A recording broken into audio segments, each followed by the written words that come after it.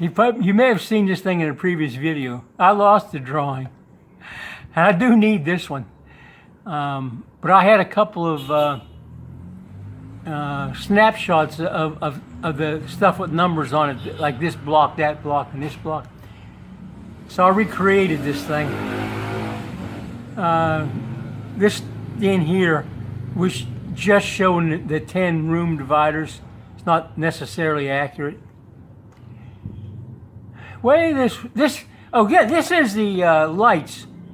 Center of the spider beam has got a 6-foot diameter ring of lights. It's 10 can lights. I got them at SM North.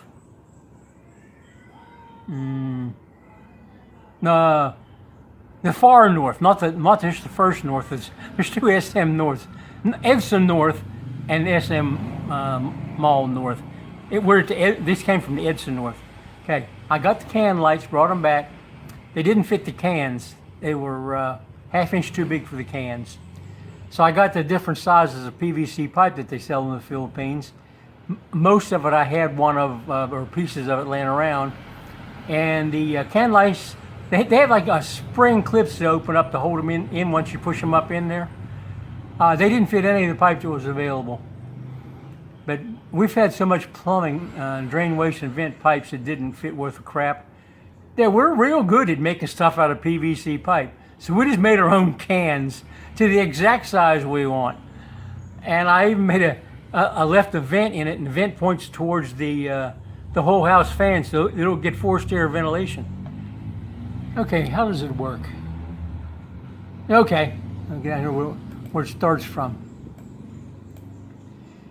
These are two breakers that are in any sub panel. This one happens to be top of the stairwell. One breaker hooks to 3 wires, and those 3 wires goes to these 3 three-way switches, and the other breaker's 3 wires hook to those 3-way switches. The way these switches work, there's no middle position. It's either made to this one or made to that one. There's no other choice. You let go of the lever, it pops to one side or the other. So this is the first of a line of switches. You would use 3-way switches, one on each end, if you wanted to turn a light on and off from 2 different places. And if you only have 2 places, then you use 2 3-way switches. However, this one is at the top of the helical stairs on the left side of the door. Okay, that's a set of 3. So this is upstairs. This is in the fan deck.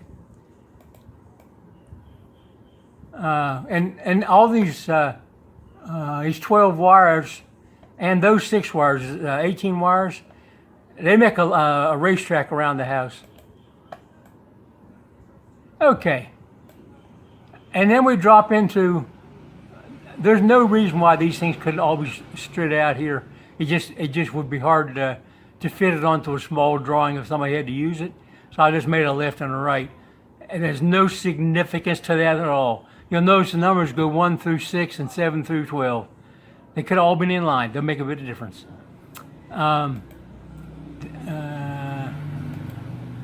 These are 4-way switches. This switch is connecting position 3 to position 4.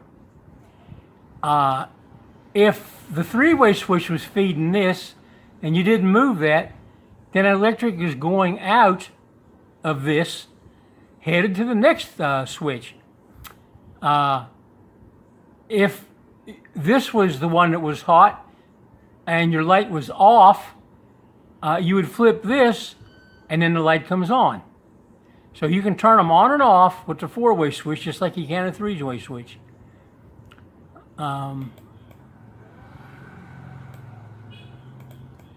If I had 4 places to turn a light on and off, the room I'm sitting in has at least 5 4-way switches, 3-way switches, and 4-way switches. So I would guess that's 2 and 3. One of them turns a receptacle one up on the soffits, I think it's for Christmas lights. And the other one turns on the fluorescent light in the middle of this room that we don't use because it draws like 30 watts, and the whole rest of the house draws like 25. Anyway, four-way switch. If you needed another one, like here, it'd be a four-way switch. You have to. All your runs through the system are four-way. The terminal ends are three-way. They only have 3 wires. So, if one was your feed, this is already on. The light's on. You would have turned it on when you turned the switch on to turn 1 on. If 2 is one was on, and you were standing at this switch, it'd be off. You wanted to turn on, you flip the switch to that, and it'd be on. So that's two-way and 3-way switches. Now, we ran this 12 wires while we were pulling wire in the pipe. We had 12 spools or more. I don't know how many spools is on that ladder. It's probably 25. But we just put 12 wires, pulled them through the pipe. They're not connected to anything. But if we want to use a switch over here for even just one 4-way switch, then 3-way switch would be the last one. The terminal end is always a 3. We would change this 4 to a 3. This is a 3. We change the 3 to a 4. And it would connect to these wires, corresponding wires here, and end with a 3, and that would turn that light on and off. You would not have to connect all these other ones. They could stay as a 3-way switch. If I wanted to put a 4-way switch over here, there's terminal blocks in every one of the sub panels so that we can cut in a 4-way switch. And also it makes the panels neater because with 3/4 of an inch of slack in the wire, you can make them all hang down about the same amount from a straight line, and they're fairly neat. Okay, the result of this exercise of flipping little switches back and forth, when you come out of this last 3-way switch, this end, the power came from the other end, came all from the same sub panel. So these are on or off compared to what your switches are set. When they come out of these, this is my first bigger trick. There's 6 wires here. They run all the way around the house, and they're connected clear back to the stairwell room. If this blue light was those 10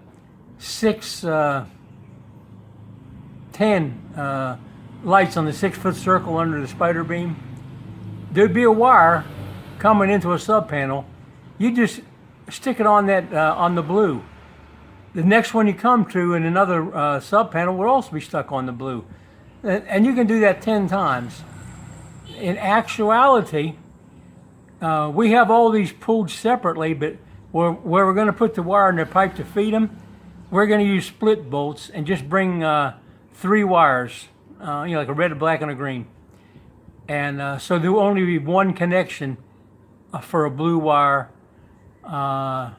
This purple one is the next ring of lights out.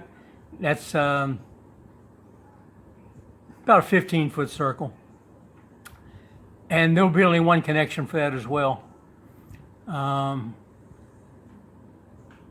This is in the fan exhaust up on top of the fan deck. That's where the seagull window vents go. And one light shines in towards the whole house fan, the other shines out on that level of roof up there. Those all go on and off together as well. This group here is under the lower roof. We call it the donut roof because there's no center in it. The atrium's in the middle of the house. Those all go on and off together, so there'd only be one connection for that. This group here, this is underneath of the catwalk around the atrium. There's lights fixtures on the bottom of that, and they go on and off together.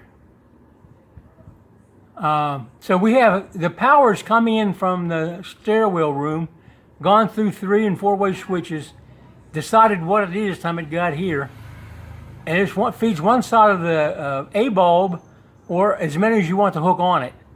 And being that we're talking 4-watt LED bulbs, I don't know how many you could put on a number 14 wire. These are 14. All this is number 14. Receptacles are all 12. These are 14, and the bond wires are 14 from the sub panels out, and they are it's a single number 12 from the main distribution center out to the sub panels. Every time it goes in and out of a sub panel, there's a terminal strip. So these wires are going down to the kitchen. The three-way switches are in the kitchen. They're coming back up into the same wedge of the house on the fan deck.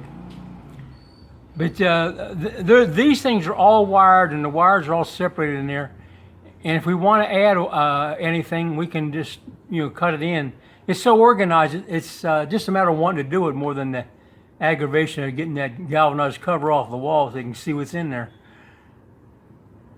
Like I say, these here are just so I could mark off the wedges, so I could separate these things into where they needed to go. Oh, yeah, off track again. Whatever panel a bunch of lights comes from, you need the low leg. We cut the power on and off on the high leg, and the other side of the bulb is always on the low leg. You keep that well sorted out. We call it ringing wires, so that you don't end up touching things together that have a lot of voltage on and throwing sparks or burning your screwdrivers up. So the whole place, the upper screw is always the one we call power, and the lower one is the one we call in neutral, ground, other leg, low leg. Call it anything you want, whatever country you're from. But so basically, we just pick a breaker that's in the sub panel. Since we fed it off of a top screw, we're going to ground it off of a bottom screw. It looks like a top screw here. That's because the first one I drew these bulbs is on the bottom, and I just copied it around here and copied it all as one mass. So we just turned it upside down time I could run the other side of the house. But it's really the bottom screw.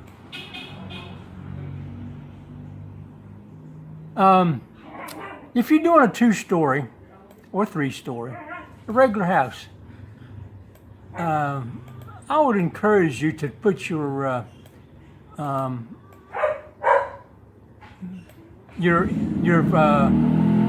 main. You only have one of these. Villa Cecelia is it's a good sized cottage. I don't know, 3,100 square feet or something. So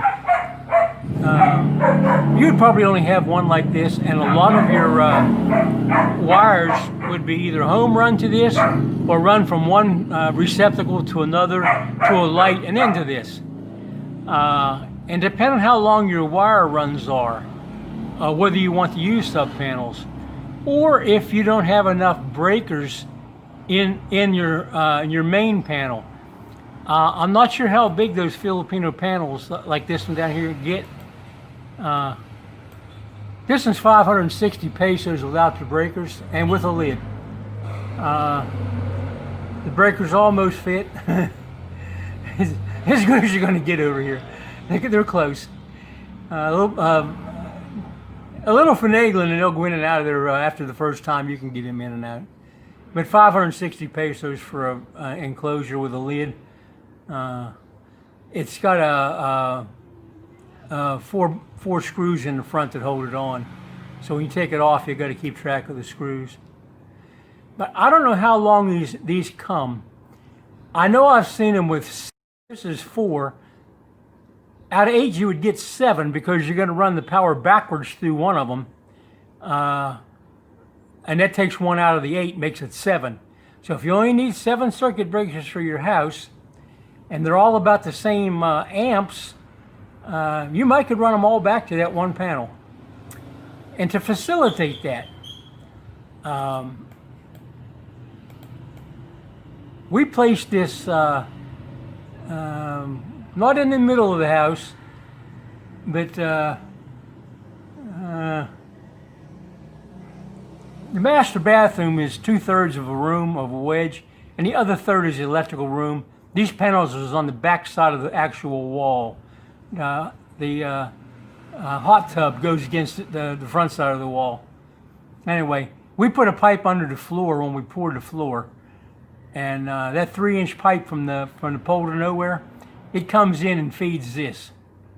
Now, the downfall of trying to do it all in one place is that you have a 60 amp coming in.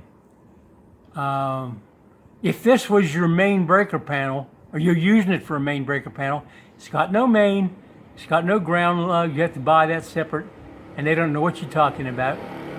That's a fight. Lazada, saved by Lazada. Say you had to have a 40 amp breaker for an electric stove, or a 30 amp breaker for a clothes dryer. Well, you can't run a number 14 wire to a light off of a clothes dryer thing, because every wire hooked to a breaker has to carry enough power to trip that breaker. Otherwise it catches fire. And that's not a suggestion of physics. That's a law of physics. You will obey that. Because when the insulation starts dripping down, it won't be long before it touches something. So if you're going to have a variety of breaker sizes, and then you haven't got enough to get reasonable coverage on your receptacles, they're the real headache, because they have to be, I believe it's 3 meters now. But I haven't read that code for 2 years. I was making everything in compliance, because I was still thinking I could get that the city engineer to sign my electrical permit sheet, but he's never signed it. So we didn't even talk to him in a year. Haven't been there. I don't know where he's waiting for me to die, or I'm waiting for him to die. I'm probably a lot closer. I'm almost 80 years old, and he's a lot younger. But if he treats many people like he treats me, I might outlive him.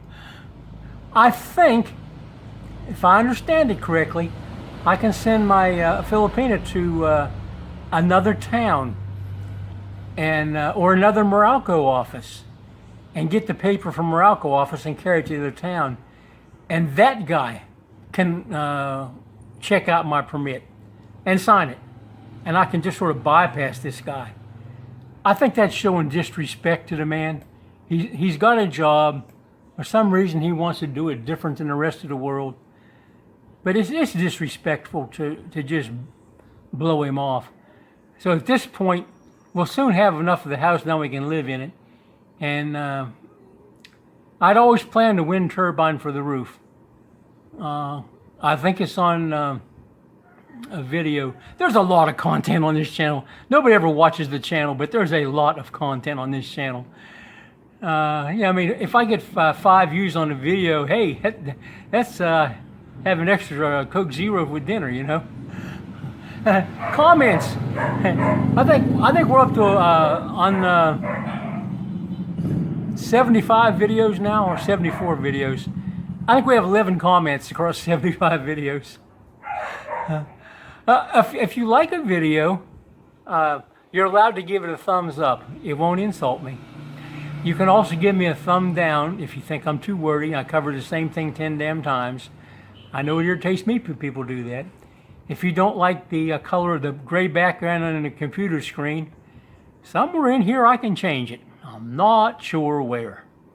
I find it has a lot of eye strain if I turn it to a black screen, and it would automatically change the black lines to white. Though I could set them to pink or something if I wanted. I make a mistake once in a while and end up with something like that. Then I got to find out where I did it. But it's possible to change it. Anyway, if you give me a thumbs down, you could give me a comment of what was so terrible. I check them once in a while. Of course, there's nothing there, but I'll check them. I don't want anybody to actually spend time trying to type something if they type as bad as I do, and then nobody even look at it. So I do check them at least once a week, sometimes more if I'm bored. Okay, so sub panels. Okay, so say you needed a 40, a 30, a 50, two 20s, and who knows what else, and there wasn't enough slots. You could take and put another one of these breaker panels right below it. And you could put two wires under this 60 and two wires under that 60 and come down to this. I'd feed them off the breaker rather than off of the bus bars, because that way you got two things in series rather than two things parallel. So I would just run the second wire down to down here. This panel could be beside it, could be below it, like an extension of it.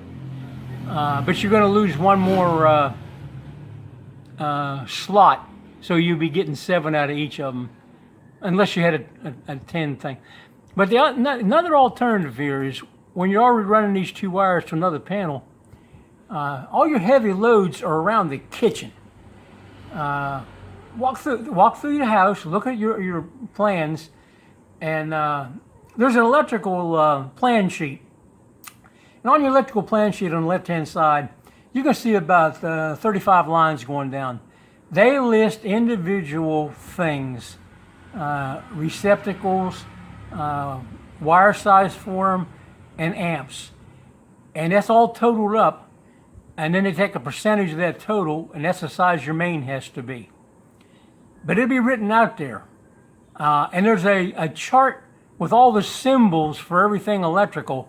That'll be sitting right beside it so you can understand the thing at the left. And if you look at where all the big heavy power consumption is, it's in the kitchen.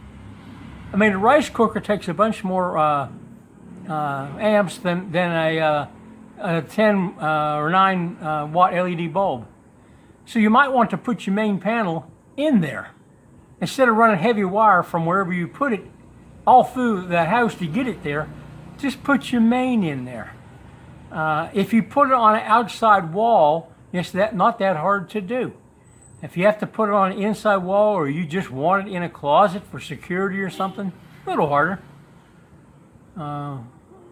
Anyway, that's just a thought. You might find, like if you have 2 floors in your house, you might want to put a sub panel right above the one you got on the next floor up, and have it dedicated to that floor.